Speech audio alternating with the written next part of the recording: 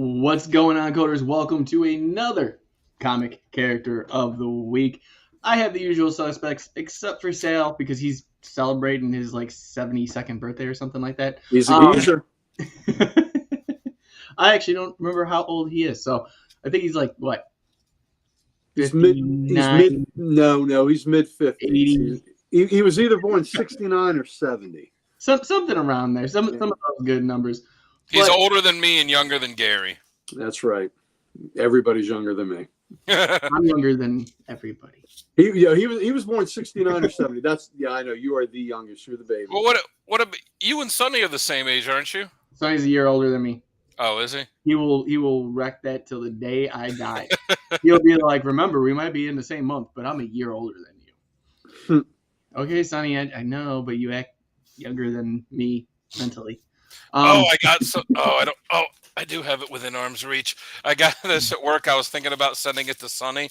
It's a police evidence bag. I was thinking about putting some action figure parts in it and sending it to him. I trolled him yesterday for the statements, and my statement was Sonny once had an action figure that stayed intact for 6 days, and the answer was wrong. What's going on, guys? Good. Yeah. What's up, Bougie? What's up, Adam? What's up, guys? With Sal out the way, Jamie is gonna play tonight, so I'll be the host tonight for a change. It's been a while since I've hosted, except for this at least, because Sal took over the reins because he pulled the seniority card on me. What? Yeah, he's like, I got seniority. I'm doing this from now on. I'm like, you do what you need to. Let's work for me. So, Dan, where can they find you when you're not doing things here on Code X? And, I think you got something to do with art. Oh, yeah. Check me out on Instagram at Dan Kelly Art. I think the only thing I posted this week was reposting the Deadpool Wolverine prints, letting people know they're for sale. Dan Kelly Art. Dan Kelly Art right there. Yeah, I do have a few books at CGC right now, waiting to get them back. So we'll see. Hopefully they don't lose the ones that I just sent them, like they lost the one that I did for Richard, which still trying to figure out what's going on with that. Though I have a feeling I'm just going to end up redrawing it. It's got a yellow label because he is a CGC certified artiste. Yes, he is. Yeah, I might have to look into seeing if I can do it with CBCS and maybe they won't. Try your luck there. I sent them. What's up, Mr. Keith? Mr. Keith, how's it going, buddy? He's doing good. Yesterday, congrats on the sobriety, man. Congratulations. I'm really proud of you. Like from one to another, absolutely, 100% proud of you.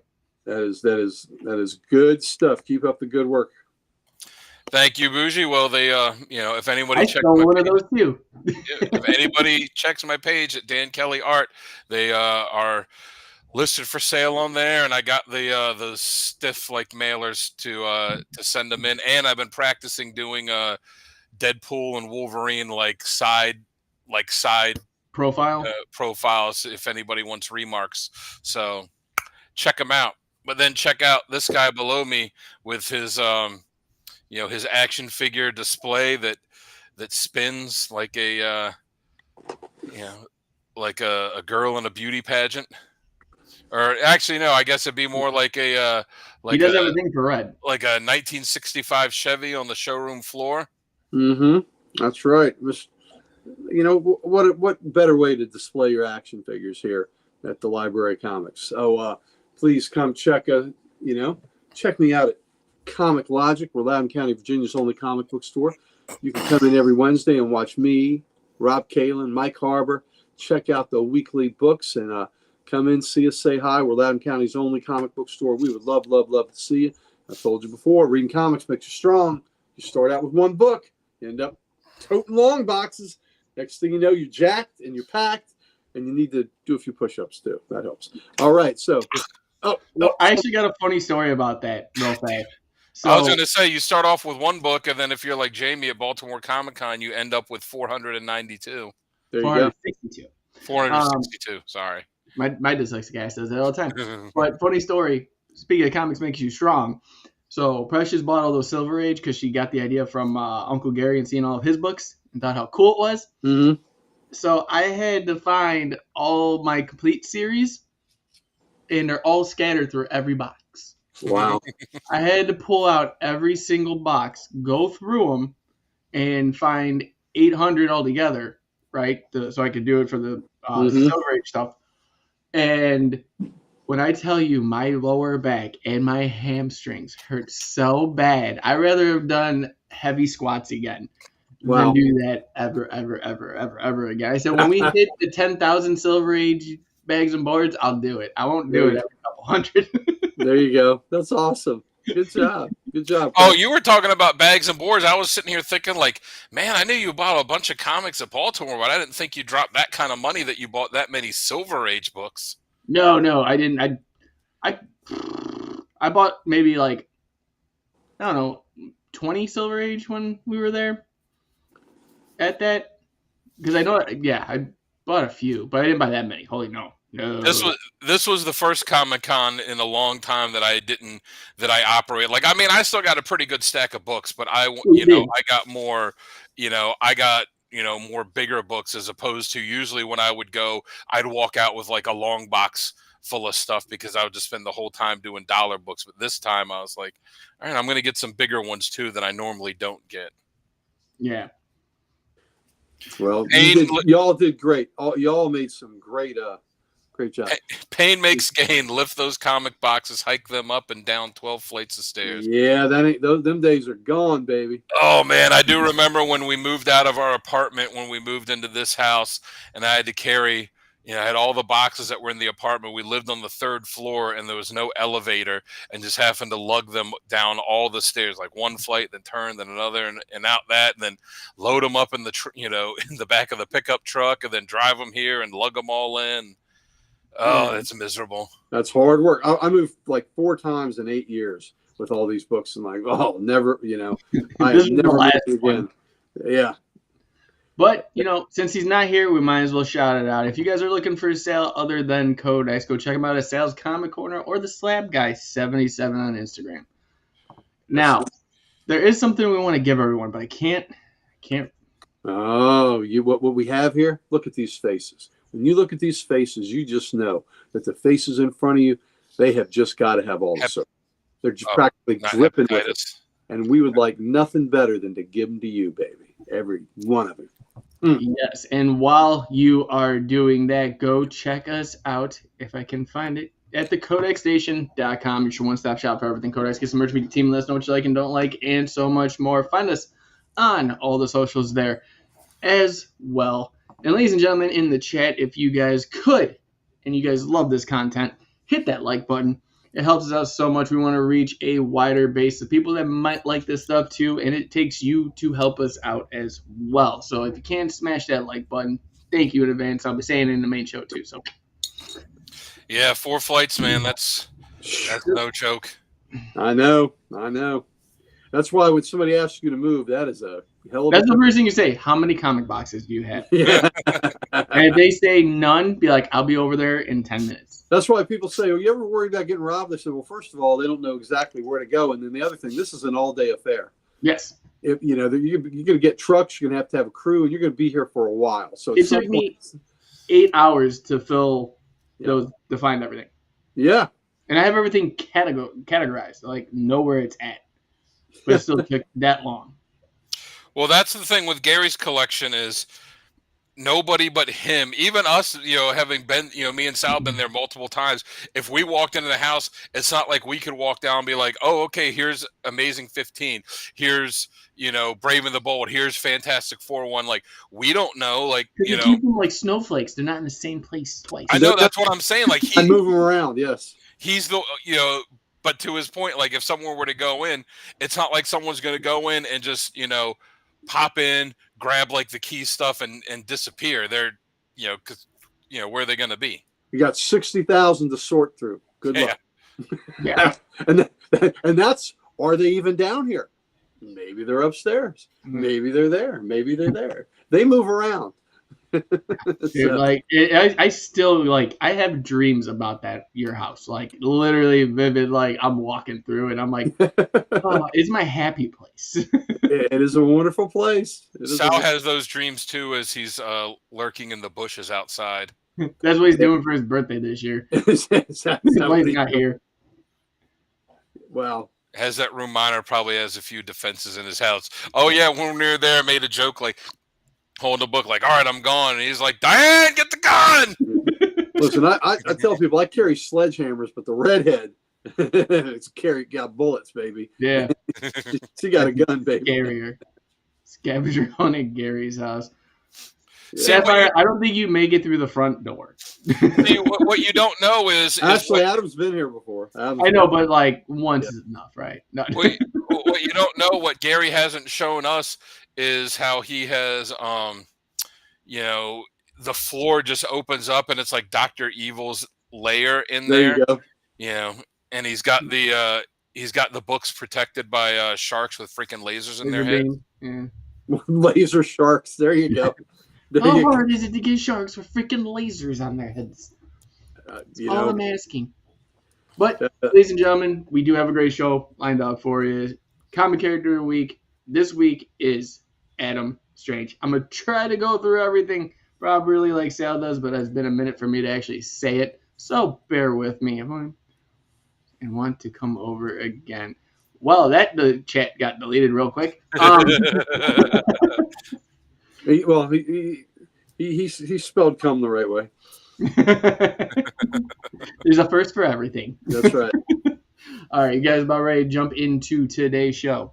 I think so too. Let's do it. All right, let's do one for Sal for his birthday. See you in about a minute.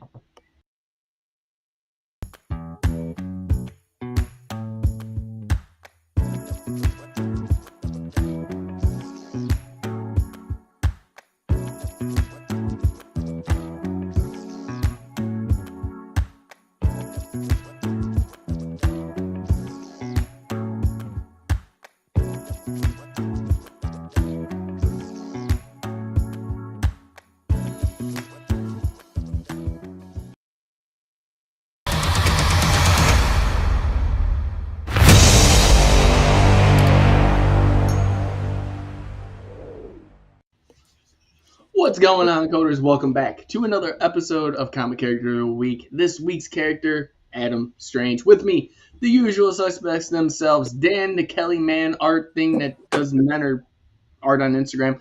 And then right below us is the Ric Flair Comics himself, the man, the myth, and not so much a legend because I can see him and I go up in there. Uncle Gary. Thank you. It's wonderful to be here talking about a classic DC sci-fi character. Love it. Yeah, and with this show, as always, we do a deep dive into a single character. And again, this is Adam Strange. And with the origin, Dan, go ahead and take it away, bud.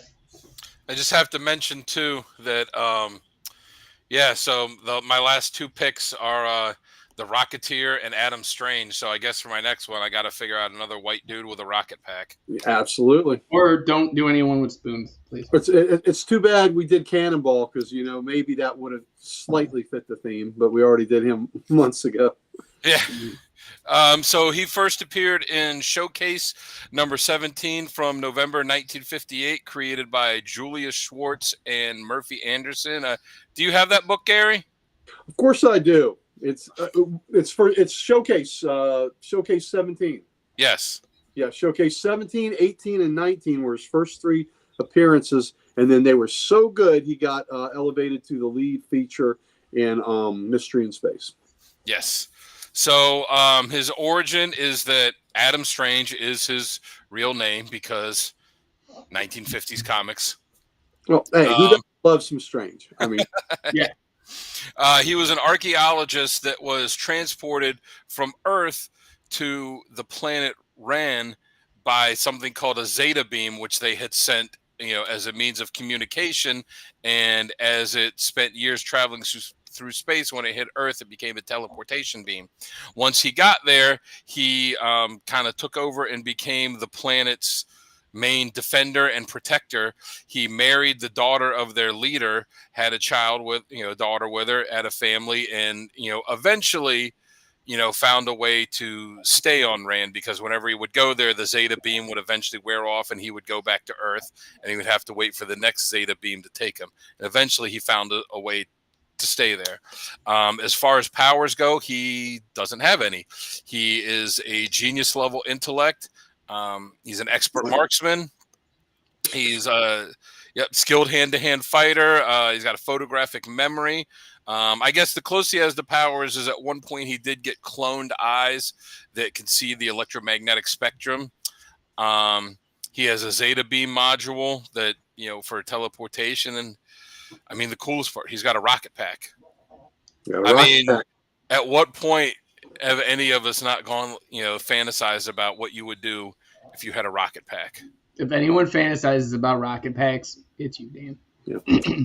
Don't lie. Don't think that you haven't been like, man, how cool would it be to have like a rocket pack and a laser gun and just... The laser gun? Yeah, I don't know so much about the rocket pack. I've always had a fear of explosions. Well, you could burn your hind parts, that's for sure. That is 100%. So, with that, let's talk about how this character works best. Dan, why don't you start that one off? Adam Strange is strange. I mean, this is like pure, kind of, like I said, which kid doesn't dream about like how cool it would be to have a rocket pack? Like, this character is wish fulfillment. He gets hit by a transporter beam, transported to an alien planet where he gets a rocket pack and a laser and gets to fly around fighting monsters and be the planet's protector. Marries a beautiful woman, goes on all these adventures. It's a wish fulfillment character. I think he's Indiana Jones with a rocket pack. I like that he has that aspect where he's a man of two worlds.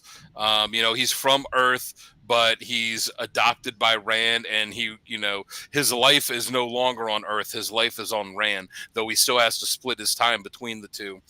And, I like that he always tends to use his head before his fists when he gets into a fight.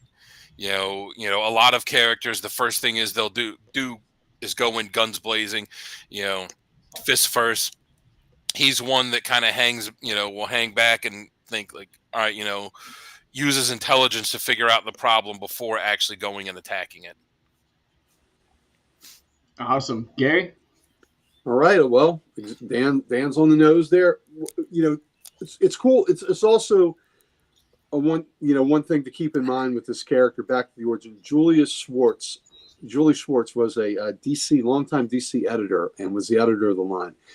And he had come from the science fiction world. He was a renowned science fiction editor for many, many years.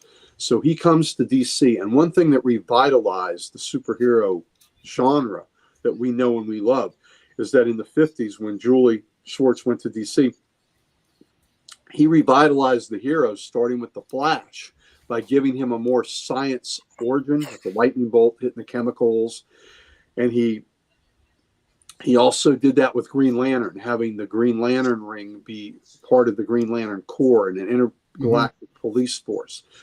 The Atom, had the white dwarf star material. So he had a more science fiction bent to the characters, and it revitalized these characters.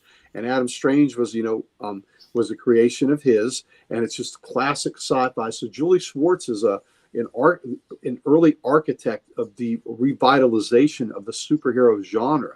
So again, even for you people that love Marvel, you owe Julius Schwartz a great deal of gratitude, because if the Barry Allen Flash doesn't come along in 1956 and become such a sensation, it doesn't snowball where you get Green Lantern and you get the Atom and you get ultimately you're going to get the Justice League. And then the Justice League begat the Fantastic Four, because as we told before, Stan Lee, was asked by his publisher, Martin Goodman, hey, we need some kind of superhero team book.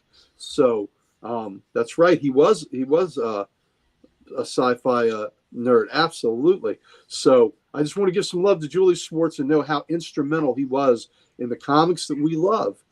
If he hadn't revitalized, through his editorship and stewardship, if he hadn't revitalized the heroes with the sci-fi origins that were, because at that time the kids were into, the space and, the whole idea of, going to the moon and all this was something that was on the cusp. So that's what, he was tapped in to what the zeitgeist was of the kids at the time. So Julie Schwartz, need to give him love. Now back to how he works best. Absolutely. He's the cool sci-fi character the kids wish they had. If they were these astronauts with ray guns and jetpacks going to alien worlds. And he was an archaeologist. So it's really cool that he was an archaeologist that got sent to this futuristic society. So he's got the love of the past, but he's a future man too. And they are not a warrior race, that they had lost their way. And so that's why Adam Strange, was taking the mantle of Rand's protector. And in the early days, it was always a really cool monster, a cloud monster, or, some kind of alien threat that he would fight, or a giant bird creature. And Gardner Fox was the writer of most of those early tales. And it was just really cool sci-fi, fantasy that just hit, when you're a kid and you're reading all this stuff, it's just absolutely fun. And when you have a character that does try to think through things, and he is quite the strategist, master strategist, he's turned back an entire alien advance just using his mind and outsmarting them. So that is what's really cool about Adam Strange. And he's kind of the hero that's kind of tragic. He wants to stay on Rand, and the Zeta beam particles would wear off and instantly transport him back to Earth. So he'd be back to Earth, and he'd have to calculate, where the next Zeta beam would hit, and he'd have to be there at that exact time so it could hit him and take him back to Rand, so he could be, doing what he loves with the people he loves, most, especially, his wife, his woman. So just cool character. Just sci-fi is best. And so Schwartz had the idea, he and Murphy Anderson created him, but Gardner Fox was brought in to flesh out some details, and he kind of had the whole concept of back and forth to Rand, and he took a lot from John Carter, the Edgar Rice Burroughs character. So he took a lot from John Carter's, being a man of two worlds with Adam Strange. But that, and also a friend and ally to the Justice League. I love his connection there. He's kind of like an auxiliary member, I guess you would say. So cool character. It was funny. Flash proposed him as his membership for the Justice League, and then later on they had to be like, wait, he's never met anyone in the Justice League, and they had to do that Adam Strange story after the fact, and it's got the little blurb in there that said this takes place before Justice League, whatever the issue was, and then Flash is thinking to himself, wow, this guy's really good. I'm going to propose him for membership at our next meeting. Great story idea, and that took place in Mystery in Space 75. I actually have 2 copies of that, so it's a great early JLA book, and first appearance of Kanjar-O. Yeah, and you might see that cover later on, just maybe. That's what's called a tease, ladies and gentlemen. It's a tease. That's foreshadowing at its best. So I mean, you guys pretty much just covered everything. So I'm gonna switch it up a little bit here. One of the ones I had that I wanted to put up there was I love his buddy cop style with Hawkman. Yes. I absolutely no matter what character, these, like, you talk about Blue and Gold, you talk about, Batman, Robin-esque type characters. This is my team every single time. And I actually do like Adam Strange, so it's actually really cool.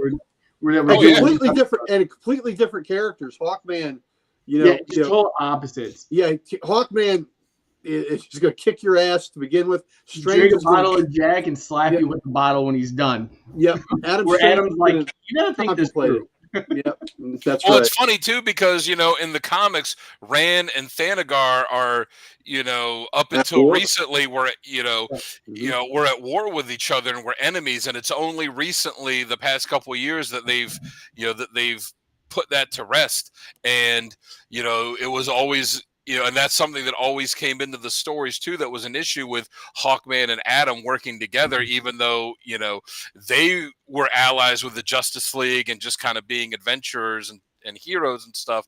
But their two civilizations were at odds with each other. Right, and it was something Superboy Prime did. Yes. Yeah. Well, Superboy Prime screwed up a lot of shit. He's a dick. Thank you. And then there were those two, I forget their names off the top of my head, but the two members of the Green Lantern Corps that were partners. One was from Rand, one was from Thanagar. Yes. Right. I can't remember their names either. Absolutely. It's cool. GL. As cool as Jim Starlin's space stuff was for Marvel with Warlock and with Thanos and with those characters, not so many people know that he did a great job at DC with Captain Comet, Adam Strange, and the Rand War, the Weird, a character he created with Bernie. Oh, that was such a cool miniseries. Yeah. So and it was a weird character. Yeah, right. Absolutely. And the Weird was weird into some of these Rand Thanagar war things. But Starlin did some great space epics with he told me with Captain Comet, it was a character I really love.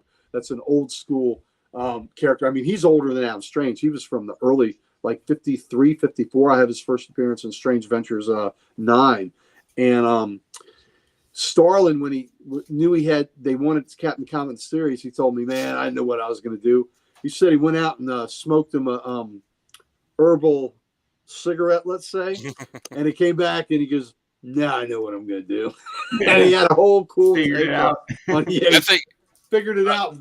He figured it out with some herbal inspiration. As I say, I think Captain Comet is not a character that they've used for a while, though. When they did that series where he died and then he came back as the younger self, I loved that. And then for a while they were doing the stuff with him and Hawkman and Adam Strange, and and they had Starfire out there, and the Weird was one too, where Starlin was writing that series. But I think most people would probably recognize Captain Comet from the end of the Golden Age miniseries, right? Where he was the one at the end where the story kind of led you to believe it might be Superman, and then it gets to the end and it was Captain Comet. Yeah.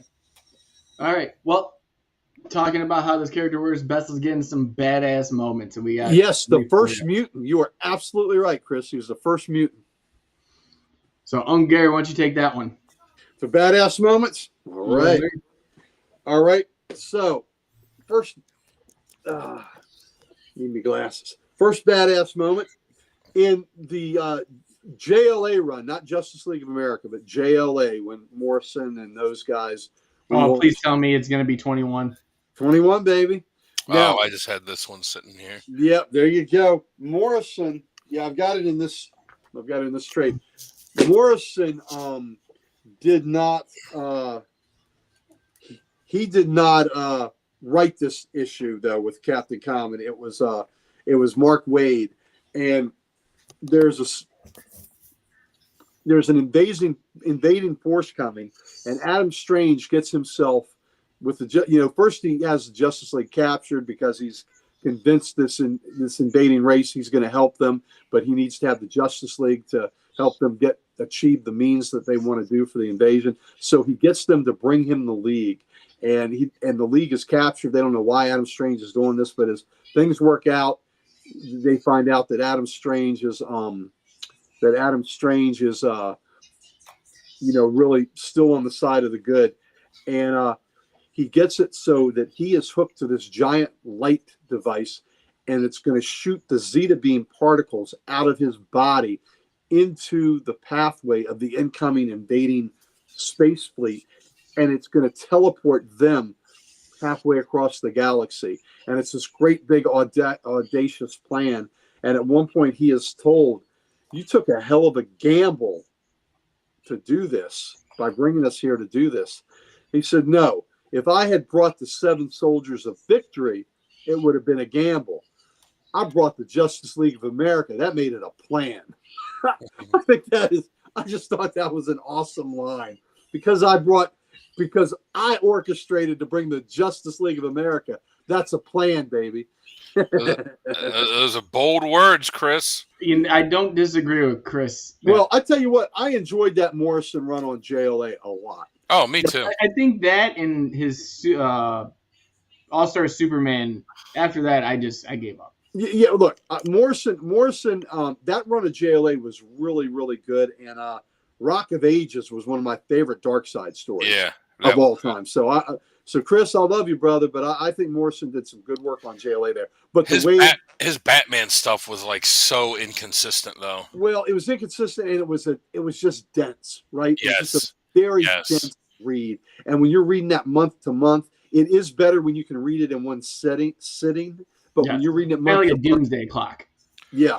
Well, the problem with his Batman stuff too is he had this like long ongoing narrative that ran through different Batman books over the years. So it's not like you can just get, I'll just get this, 3 trades from Batman. It's like, well, no, you need that. Plus you need Batman and Robin. Plus you need this. And anyway, my second moment was in the Adam Strange volume 2, number 2.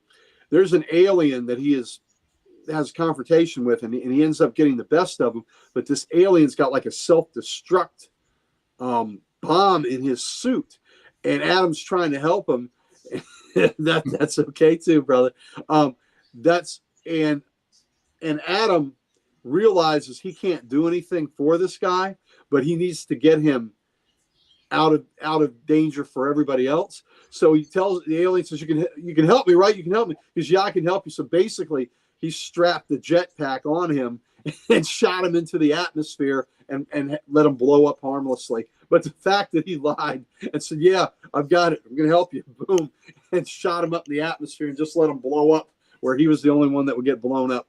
I thought that was pretty bad. And before that happened, he's in a situation where he does not have a jetpack, and he is fighting an alien in midair, takes the jetpack off the alien. Oh, yeah, that was fighting. Cool. Puts it on himself and gets out of Dodge, gets out of trouble. I think he actually looked at him because I actually was just flipping through that this morning. I think he looked again, and I think he looked at me. He's like, "Hey, that's a pretty cool jetpack you have." And then just steals it from him midair. Yeah, exactly. So I mean, that was awesome. And then my third one is a more one that requires a lot of work, really. And you know what? Sometimes you're doing the Lord's work. In the Swamp Thing, written by Alan Moore, you find out that the reason he was transported to Rann was because Rann had become a sterile race, and he needed to repopulate the planet. So that's pretty badass when you're called to a planet and you have to repopulate the planet. So there you go, buddy. Every boy's dream. every boy's dream. You need to I must be the one. Honey, Alana, I love you, but I have to create genetic diversity.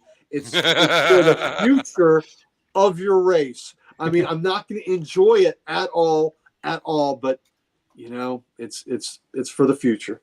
It's for your planet, honey. It's for your people. It's for your people, honey. God. So those are my 3. That, like, my head just like, I need a moment. Okay. Like you said, every boy's dream. So I'll go next on this one. I have that's a little bit different from Young Gay from JLA 21 to 23. Is when he faced down the Sparrow by himself. Like, you have the whole league there, everybody. But the guy without powers has a pew pew and a jetpack. Is the guy that's gonna just go, you know what? We're doing this. That to me, like, you can tell me every Batman story you want, but that is the coolest thing ever. It is cool. Another one I have, and if you guys want to know the whole reason I picked this, shameless plug, go check out the Hawkman episode we did because I go into full detail on that. But the war with Thanagar. Yeah. It's a space epic. It is. Go check out that video too if you want to, but check out that whole run as well. And lastly, this is from Strange Adventures, the whole series. There's a moment, if no one's ever read it, basically he's framed for murder, okay? And there's a scene with Batman, and Batman's calling him a liar, saying he's guilty, because he tried to find a way for him not to be guilty, but he's like, you're just guilty. And he's telling him, I'm taking you in. And the best thing ever is Adam Strange basically just looks at him and goes, you can try. It's not going to work out well for you. And Batman just goes, fair enough, you got 48 hours. Like, that the stand toe-to-toe with Batman and be like, you can call me anything you want. You can try to take me out, but you're not going to. And to back him up. That's awesome. Yeah. It was amazing. But in that storyline, all the deceit, all the despair he goes through in that is just a badass whole moment in itself, because that he was scrutinized that whole time. So, Dan, what you got? So I'm going to go back to the first Justice League series, Justice League of America 138. He beats the entire team, the entire Justice League himself. Mm-hmm. Guy with a rocket pack and a pew pew, as Jamie said, takes them all out one by one. Yeah, takes them all out one by one. And like Gary said earlier, he does have a long history with the Justice League. Always as an ally, but sometimes it doesn't seem like he's an ally at first. Also got Strange Adventures number 228. It was one of the times when he was on Earth and he Zeta beams back to Ran, and the first thing he does is, Alana sees him and he always asks her, like, all right, what's going on? What do I have to do? And this time she tells him, like, oh, there's nothing. These robots, from this alien world came, and everything is fine now. And the story with them was that they were created on their world to end, to make everything fine, end war and everything. And their planet got destroyed. So they went out into the universe and they found Ran, and they're like, all right, we're going to destroy all weapons. We're going to give you peace. And they did all that. And he's like, well, he doesn't really trust it. So he kind of hides his ray gun when he gets there. And then sure enough, another alien race comes in and they're going to invade Ran. And the robots go, oh, well, we're going to protect you. You don't have to worry. And then they run out of battery because their dumbass robot brains forgot to actually charge themselves at any point. And everybody's like, oh, my God, what are we going to do? We don't have weapons. We don't have this. And he's like, all right, we got this cache of weapons here. He leads people to that. And he goes, all right. So what he does is he gets in the ships for the robot alien, and then bluffs the other aliens that they're going to attack him, and uses their weapons that they have on theirs. So everybody else on the planet was giving up and like, oh my God, what are we going to do? And all he does is just use his head and go, okay, well, I can trick them with this and do this and do this and then save us. And then the last one I got is another older one. It's from Mystery in Space number 75, where he beats Kanjar-Ro himself. And, as Gary mentioned him earlier, Kanjar-Ro is an old school Justice League villain, a badass. And he stumbles across Kanjar-Ro, this plan that he's going to basically make himself stronger than all of the Justice League and beat them, which he does. Yeah, I was going to put that up. Yeah, that might take Adams did a cover too. You might see that might come up. So he figures that, so Kanjar-Ro's handling business, taking down the Justice League, and then Adam beats him single-handedly. And then at the end of it, they ask, and again, it goes to his brain. They ask him, Adam, how did you do that? How did you you win? How did you beat him? And he said, well, he kept talking about Superman and how Superman has his powers from the sun, and that's what he used to get his powers and all this. So I thought, since kryptonite hurt Superman, and that's a piece of his planet, that a piece of Kanjar Rose planet might hurt him. So he had a this this piece of metal that was from Kanjar Rose planet that he hurls at him and hits him and beats him. Just as simple as that. All right. So, well, I mean, across the board, all great moments. Absolutely. Now, with great moments come bad times, and with characters, there's always one thing you can find wrong with the character. So I'll start this one off on the ways I think he doesn't work. And I'm going to get probably a lot of hate for this, but I absolutely despise hearing he's the man of two worlds consistently, because there are so many other heroes that are the man of two worlds or they're the women of two worlds. I get it. I'd rather have him be this space spectacle than have a reason to have to come back to Earth for random times. I get it flushes out the content. I get that it gives more substance to the character. But when you consistently do it and that's your escape, it is the wrong way to go about it. At least in my eyes. Dan, how about you? See, I don't really mind that because I think the way that they do it is different than other characters. It's different than Green Lanterns, who just can kind of go all over the place, or Hawkman that kind of chooses to go like he's the man of two worlds. Yeah, think of it like Superman too. Like he is the man of two worlds. Like, but he never really knew Krypton. But Adam, he doesn't want to be the man of two worlds. He wants to, when he's on Rann, he wants to stay there. He doesn't want to go back to Earth, but it's the circumstance of the Zeta beams, which, excuse me, I think is, I think is what makes it interesting there. For me, the thing I don't like, I know this will upset Precious because he's her favorite writer. I absolutely hated Tom King's Strange Adventures series. It was bullshit from start to finish. The whole idea of it, where with what he did to Adam Strange and what he did to his character in that was a complete disservice to him. I absolutely hated it. I hated, the way that he was written in it and what the end of the series was. And Alana, the same thing with her. Like Mr. Terrific was pretty good in it, but the rest of it, I absolutely abhorred. And I read the whole thing. I got it as it was coming out because, again, it's one of those things when you like a character like Adam Strange and they don't put a lot of stuff with him out, you buy whatever they do put out. And I kept reading it every month and just hoping it would get better. And it just kept getting worse and worse. So that's it for me. This is why you don't do that many reviews. I know why you messaged me earlier now. Tom King's run on that is akin to Zeb Wells on Spider-Man. Well, now I'm Dan's having some technical difficulties today. No.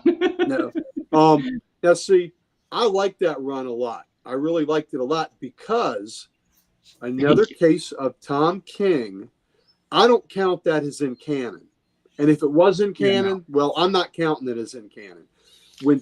I think Tom King excels when he takes characters and he has free reign to color outside the lines. Yeah. So I don't take this as the main Adam Strange character that I love. I thought it was a really interesting tale of what really happened. Is he a war hero or is he a war criminal?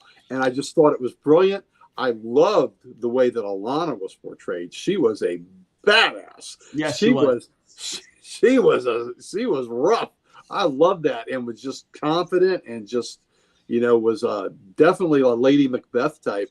And I really enjoyed that run for that. But it's because I didn't take it as character assassination because I didn't take it as the Adam Strange that I love so much in the comics. This was a different version, like an Elseworld story is how I take those stories that King does. Kind of like Danger Street was a really cool writing exercise he did. The Mr. Miracle he did was a really cool take on that. So I take those outside of continuity, and that's that's how I that's how I take a series like that. So I understand it's a character you love and you don't want to see him dogged. But if you're telling me a really cool story and it's not what I'm going to consider an in-canon version of the character, I'm okay with that as long as you tell me a good story. And I thought it was a really good story. So, and real fast to Boogie's question, kind of get it. Let us know what you think. Get it. Don't listen to Dan. Pick it up. Let us know what you think, and we'll go from there. And then you can tell Dan how wrong he is. Well, that's fine. Everybody doesn't have to agree with me. Well, no, and that's absolutely right. Booge, you may get it and hate it. I mean, that may. Or you may get it and put it on your shelf and be like, "This is the best thing I read." I've got it signed. By King and Gerard. Then I've got Doc Shaner drew. Gerard's and Shaner both drew me a sketch in there, so I loved it. I thought it was really cool. A really cool book. I liked it a lot. But again, I'm not taking that as being the Adam Strange. And as far as what I don't like about the character, there's really not much. I tell you one thing I didn't mention. Like, this is one of the best character costume designs. It's simple. It's elegant. I love the fin, the head on the fin. Now, Dan had an action figure with the new, more modern design, but I love this. I love the elegance of this design, and I think it's classic. The lines are great on it. And I'll tell you, in his first appearance in in Showcase 17, he has short sleeves in space. I'm not sure how that works, but it it's kind of fun again. But oh no, I love the original. Don't get me wrong, I love the original suit. I just said, I was just saying that as far as taking, classic costumes and doing, the modern redesigns on them, I thought this was one of the better ones where it still held true to the original design. No, where it still held true to the original design, but did give it some cool updates. They kept it, especially with giving him, instead of just being like a head kind of, I don't even know what you would call it, not really a mask or anything, but actually giving him like an actual helmet with the visor for being able to go in space, I thought was pretty cool. I love the fin. Makes him aerodynamic. Oh yeah, the fin's awesome. The fin is great. So, all right. Well, before we jump in to our top covers, there's two things I want to cover before we go into those. And first thing, again, ladies and gentlemen, if you like this content, please hit that like button. It helps us with the algorithm, helps us reach more comic book fans like yourselves, and hopefully they like what we put out, because I know everyone here does, and we love it too. Secondly, I want to talk about something that's going on called Heroes for Heroes. They are doing a great charity. It is going to be on the 16th. They're having an auction with a variety of different artists. Dan Kelly himself I think you put a couple things in there as well. I sent him a Captain America, sketch cover I did. I sent him, that was the only art I did that I sent him, but I also sent him a slab that I had, and I sent them, some X-Men books. I think I sent the first appearance of Forge and the first appearance of Firestar in regular continuity, and I sent them the complete series for Camelot 3000. Yes, and they have. We've seen some of the art that's being auctioned off. Even like the Chip Zdarsky one, still that they had. Like I couldn't imagine it when I was doing that. That was fantastic. So definitely, please go check them out. It's Heroes for Heroes. Great cause, great charity. Guys, dig into that. And again, the 16th in the auction. There is a lot they are auctioning off for this cause. So go check them out. So let's get into some covers, shall we? Let's do it. We'll kick it off with Tim. He was supposed to be on tonight, but he was sick. So let's see what he had. Nice. If you guys can see the numbers, rattle them off. It's Mystery in Space. I got looks like 59 all the way on the left. Showcase, I think that's 17. That's the first appearance right there. 17. And he's got short sleeves in space. Yeah. And then Strange Adventures 217, that one all the way on the right. That is Neil Adams on the one all the way.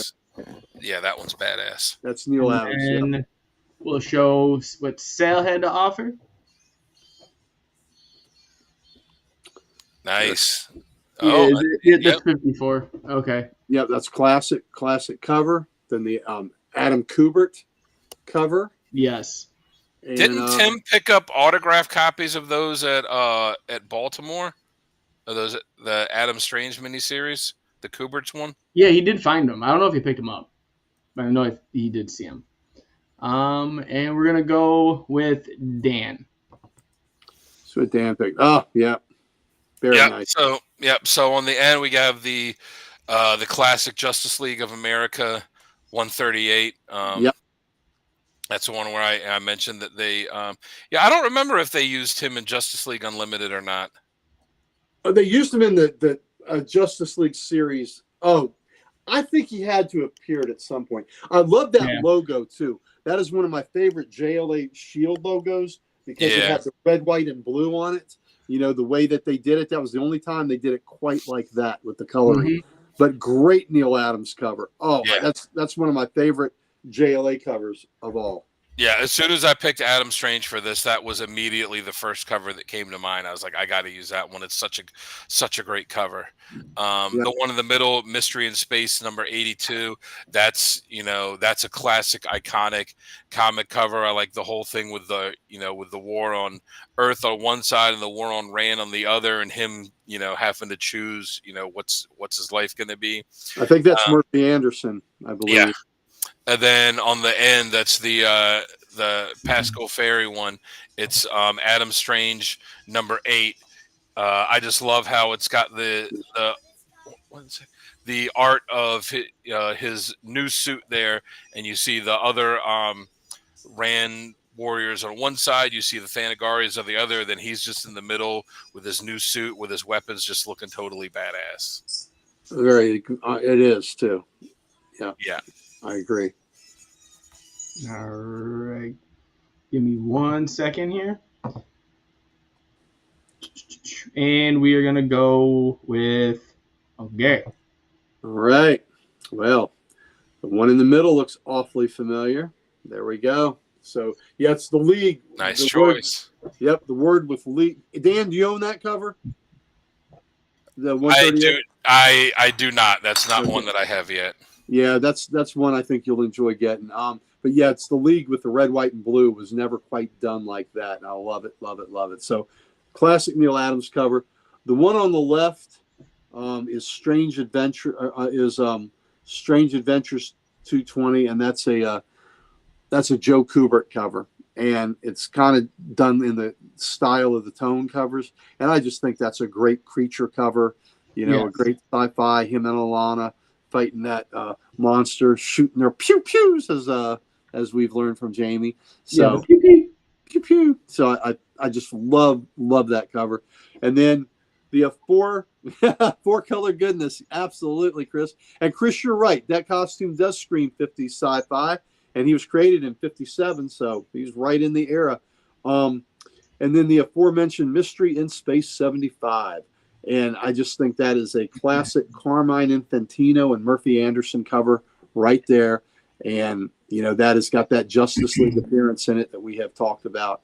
So, and you got the Kanjar-O. And just for anybody who wants to look it up, Justice League of America number 3 is the first appearance of Kanjar-O, the slave ship of space. And it's a really cool appearance. And that came out a year before Mystery in Space 75 did. And it makes a reappearance in this issue. Yes. Yep. The slave ship of space. Absolutely. Yeah, because this issue took place before that issue. Yeah. Yep. I believe he was in the cartoons too. And they are great sci-fi covers. Yes. If Booge, if you want to look through the Adam Strange or the Strange Adventures, you get a lot of great ones, and then the Mystery in Space, you get a lot of great covers from him too. So it was really, really interesting. And when they were created, they were Julie Schwartz and another editor. I can't remember his name right now. They were tasked with creating a future sci-fi hero and a present day sci-fi hero, and the other fella chose future, and he created the Space Ranger, and then Julie created Adam Strange. So it's really cool that Space Ranger and Adam Strange were created at the same time. Yeah, it was Jack Schiff. That's what it was. It was Schiff. Yeah. Yeah, and Schiff chose the future character, which Schwartz was fine with because he didn't think anybody would be interested in a. He didn't think anybody would be interested in a future character. He thought people would identify with a current day one. Right, and that was kind of what Captain Comet was. He was a future man. He was a first mutant. He was a future man, that had come back to our time. Adam Blake was okay. Captain. So I'm looking at real quick. Adam Strange. He was on an episode of Batman: Brave and the Bold. He was in Young Justice. He was in live action. He was on the Superman. Krypton. Yeah, Krypton. Yeah, Krypton. He was one of the main characters, and so it doesn't. I'm looking here. It doesn't say anything for Unlimited. Unlimited. He was in the. He didn't have a speaking role, but he did have. Was seen on screen in the Justice League New Frontier. Yeah. Yes. Movie. He was in Green Lantern: Beware My Power, Justice League Crisis on Infinite Earths Part 3. He had one of those DC Showcase shorts. He did. So he's been in he's made a lot of appearances outside of comics. I can't remember. I may not have whatever movie he did the Showcase short in, so I'd like to see that. Yeah. All right. Last but not least, me. There we go. Oh, good covers. Nice. Yeah, so I got the trade for Adam Strange, that cover. It's the first issue. He just looks menacing. Like, I don't know why, but I feel like this is the only time he looks like he's just like, I'm going to pew pew somebody. Like, like, I just love it. He's like, I got my pew pew ready. Let's go. I'll go to the one on the end from the Mystery in Space I got. I just thought this was awesome, like him looking at Earth and Rand, and it just both at war. It just looks confused, for the entire aspect of it. Let me read this real fast. My native planet Earth and my adopted planet Rand, each in deadly peril. There's only time to save one. Which will it be? Like, to have that on there, like, and in your head at all times has to be devastating. Absolutely. And then for the middle one, I loved Strange Adventures, not just for the story itself, but because of the fact that A cover was him shown as a hero, and then Mitch did it the other way around. Yes. Where it was him as the absolute villain of the story. So you never knew, like, when you picked up a cover, if you didn't know the difference between variants. I thought it was a cool idea that you were picking up, like, wait, didn't the last issue, or are these the same? Like, he shows he's a hero on this side, but they're basically making him look like a villain on this one. That's what I love, the dichotomy of that story. There's the word I was looking for. Thank you. Me not that smart today. But yeah, great covers all the way around. Now, as always, ladies and gents, we do love covers. We shop them. We do everything. We get them signed. I have a lot now signed thanks to Baltimore. And thanks to Uncle Gary making me, get them signed and personalized. I love it. Absolutely. They're going with me to the grave. But it's the stuff that's inside the books, too, that we love so much more. So let's dig in to some of our recommended readings. Absolutely. And to kick it off, I will find, let's see, we'll go with Tim again. So we have from Tim, Strange Adventures Volume 5, 1 through 12, that's the Tom King Mitch series. Yep. Adam Strange Volume 1, 1 through 3. That's the Kubert. Yes, and then Countdown to Adventure, 1 through 8. That's really good. That was one of my recommended readings in the episode where we talked about Animal Man. Yeah. I don't think I have one for... Yeah, I do. Okay. Sorry about that. Sal did a different background for all of them, so I had to find it. So Sal's getting ambitious now. Yes, now he's just trying to overdo me, and I'm just going to overthrow him. He's like, I'm going to put a different background for everything, and I'm going to be like, Sal, I'm just going to outdo you on these now. You're no longer allowed. As of this show, Sal's no longer allowed to do the graphics. But Sal's recommended reading is The Man of Two Worlds. Now that's that volume 1 by Kubert. So that's what they, the whole storyline was called Man of Two Worlds. But that's just like it's that 3-issue miniseries, Adam Strange 1 through 3. Volume 1, and that. Does anyone want to go into it for him a little bit?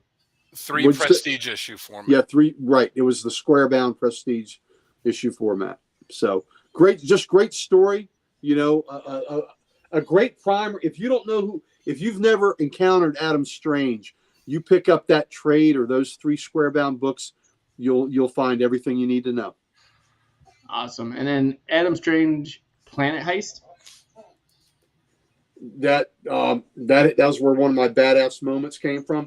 Mm-hmm. And I have a deluxe hardcover that has the Man of Two Worlds in it, and it's called Between Two Worlds. It's got the Man of Two Worlds, and it has Planet Heist.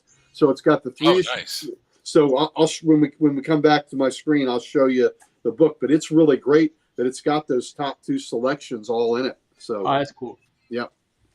And lastly has Rand Thanagar War 1 through 6. Again, if you want any more information on that one, please go check out our Hawkman video we did. Yep. That was like one of our first 10, I think. Hawkman was pretty early. I think that was one of the first one of the early ones we did after we got out of doing the big ones like Batman, Superman, Wonder Woman, Spider-Man. I think it was my pick too, if I'm not mistaken. I'll look forward to a Hawkman revisit. Yes, that'd definitely be cool. All right, let's see. I think we already did Tim, right? So we'll go with Uncle Gary. All right. So that great cover we had from Justice League of America 138, and then it continues into 139. And I love the art he did on that one. I love the background Sal did on that. That is fantastic. Oh yeah, just toot his horn. Yeah. No. Hey, if it's good, it's good. That's good, man. Yeah, you're pew-pewing him the wrong way there, Gary. Pew-pew. It is his birthday. The Justice League of America.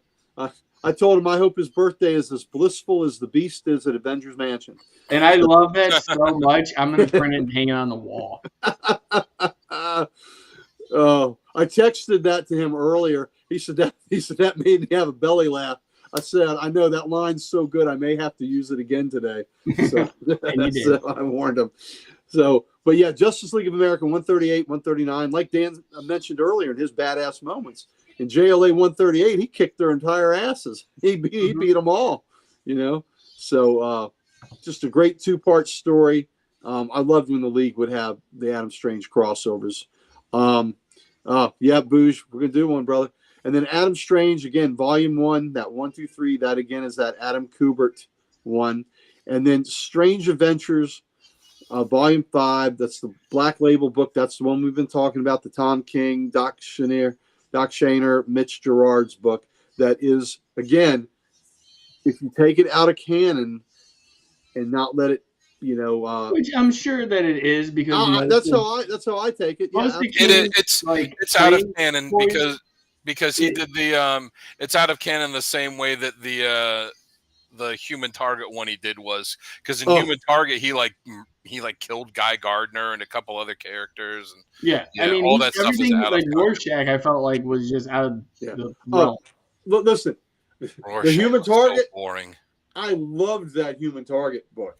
I mean, I loved that Human Target book. So Precious hasn't signed, so she loves it too. Yeah, so that's right. So anyway, those are my recommendations. And next. All right. And then Dan. Sal just apparently waited for me to send my reading and then just took them all. But you put 1 through 6 at the end of Rand Thanagar War, so it's kind of different. Whatever. So yeah, we talked about the Man of Two Worlds already. Planet Heist we didn't really get into.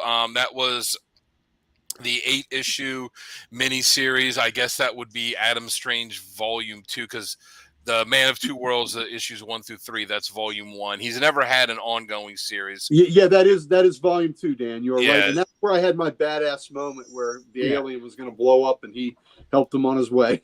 Yeah. So in this one, he's on Earth, and it starts out where he's getting interviewed by the police because they don't, they think they're actually the officer the detective he's talking to is getting ready to have Arkham come pick him up because they think he's crazy. But Superman shows up and tells him that Rann has been destroyed, and he doesn't believe it. And some alien shows up to get. God damn it! Sorry, the Bengals just scored a touchdown. This alien comes trying to get information from him about what happened to Rann, and tells him that Rann disappeared before there was this big, supernova that was in the universe there. So the series is him trying to find what happened to Rann, what's going on. Get back with his family. He comes in contact with the Thanagarians in it. The Omega Men are in it. It's just a really cool series. Yep. And then the Rann Thanagar War again. We talked about it on Hawkman. We've talked about it on here too. It's just a really awesome sci-fi book that has him and Hawkman and a couple other DC cosmic characters, and it's just a big sci-fi war in space, and it's fantastic to read. Definitely is. Yeah, it is. So mine, the only difference I had than Dan and Sal is my last pick, and that's Strange Adventures. So really don't have to go into too much of it. But yeah, I think across the board, anything we've posted so far is well worth the read, well worth checking out. All right, here's that big deluxe volume that has the Man of Two Worlds and Planet Heist in it, and the regular book cover is pretty cool too. Oh, that is. Great. That is cool. So it's a nice big deluxe oversized version, so you can get 2 of the recommended readings right here if you pick it up. Between Two Worlds. I might have to snag that. Yep. That's definitely one of them. But as always, it's great seeing all this work, but it's the people who put the time and effort into these books that we got to give the credit to. So this is the part where we break down who's the best, in our minds, artist and writer for Adam Strange. And Dan, I'll take this one. Real quick, I wanted to say I looked it up. The Adam Strange DC Showcase was on the DVD Blu-ray for Justice League Dark Apocalypse War. Yes, it was. That's the one. Yeah. That's my favorite. Aside from Under the Red Hood, that is my favorite animated movie. Wow. Okay, it was a good one. Justice. I don't know if I just don't remember it. Justice League Dark Apocalypse War. Because I know I have a Justice League Dark, so I wonder how many Apocalypse Wars there were. Justice League Dark had 2, and Apocalypse War was the one that kind of brought an end to that whole. It was the Justice League animated series Endgame. Well, no, it wasn't the animated series. It was how they had all those DC directed DVD movies, and they all kind of shared the same continuity. It was animated movies. Yeah, it was. Yes. But most of the movies shared the same continuity, and then they did the Justice League Dark Apocalypse War, which ended that whole, shared universe thing. So like all the ones that they've had come out since then aren't really. Yeah. They're all kind of standalone. The showcase one, I know, and I love these ones that they put in front. The Commandy one was so good. Yes. The Spectre one is the best in my opinion. Gary, I have it. You can come over and watch it. Oh, there we go, brother. Thank you, pal. The Green Arrow one was really good too. Oh, the Green Arrow is cool. Yeah. And Dan, you've seen the Spectre one, right? Yeah. Oh, yeah, I've got it. And Jonah Hex had a good one too. Yeah, I think there was a Jonah Hex one. So those were fantastic. The Phantom Stranger one's pretty good too. Yes. There's a Phantom Stranger one.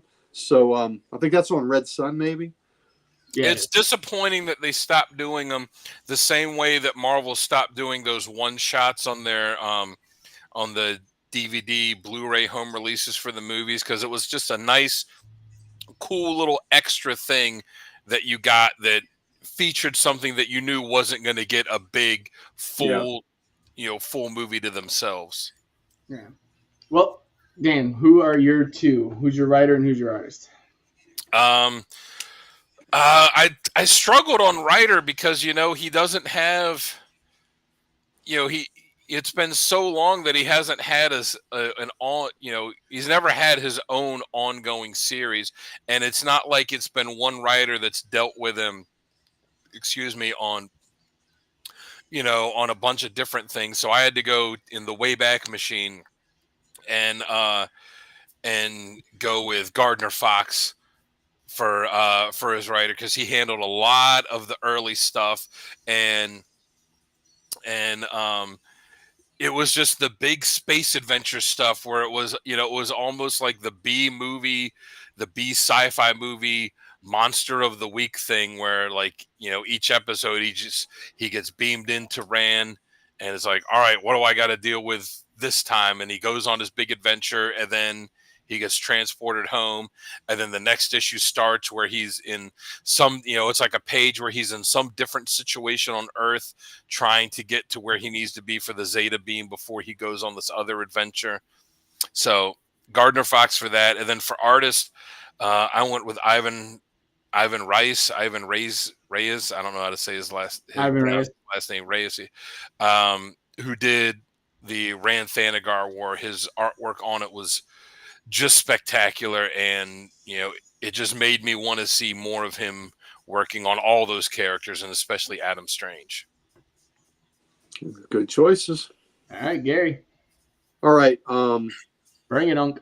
I'm going to echo the old school version that Dan just put on there. Gardner Fox, and I tell you what, fellas, Gardner Fox in my book is one of the 10 most important comic book writers ever, because what he did with Adam Strange was great, but Gardner Fox was a writer in the original Justice Society books. Yes. So the first team ever, he was an integral writer in those stories, and then he was the main writer of the Justice League of America. And he was the one that would, the famous Justice League thing where they'd all split into teams, and then they would go fight the individual battles and then come back as a group and take on all the bad guys. But that stuff was classic Gardner Fox. And one thing I really miss from those old Justice League books is on the first page you would have like the headshots of all the different whatever members of the league that were going to be in that issue. You would have those, and especially when they did the crossovers with the Justice Society, and you'd have like all the Justice Leaguers down one side and the Society on the other, and then there'd be too many of them, so they kind of cross over to the bottom border too. You would have that on some of the covers too, which are great. Yeah. So on his Adam Strange books, it would be the first page that would be like kind of the middle of the story, and you're like, oh, what's this? And then it actually gets into the story after that. Yep. So Gardner Fox, like I said, for my money, one of the top 10 most influential comic book writers ever. And I'm glad that that we're giving love to an old school creator that people just don't know. That just don't know the. I got my shirt on. Don't know the history. And in that old school vein, Dan is right. Reyes is great, and Kubert was great. But I'm going to kick a little more old school love, and I'm going to give it to Carmen Infantino with Murphy Anderson doing the inks.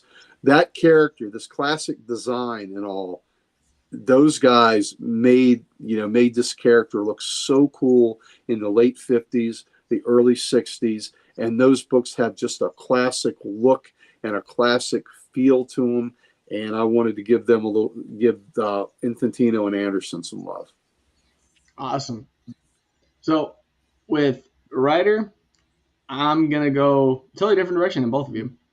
I'm going to go Jim Starlin.